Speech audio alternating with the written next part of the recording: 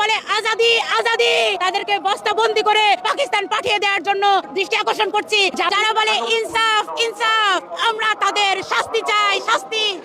দর্শক, আমার কাছে আর প্রশ্ন, রাসূল সাল্লাল্লাহু আলাইহি সাল্লাম জীবনে ইনসাফ প্রতিষ্ঠা করার জন্য যুদ্ধ করে গেছেন, লড়াই করে গেছেন।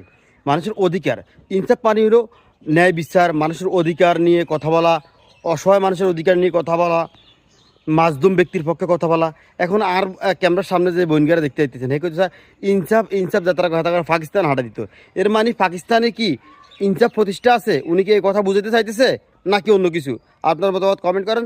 আর বিশেষ করে এই মায়াগারে যদি মা বাপ বা ভাই বোন থাকে, এর বালা করে বুঝাইয়েন, বালা করে বুঝাইন। এটা উল্টালটা কথা কইলে হতের মধ্যে হোলারাও ধরি বা মানুষ ধরি উল্টালটা কিছু করে দিব, তখন আপনি ইনসাফের বিচার আইতেন না।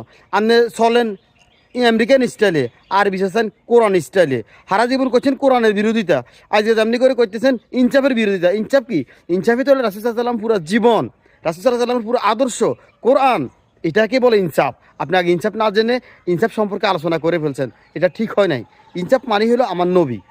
দর্শক, আপনার মতামত কমেন্ট করতে পারেন।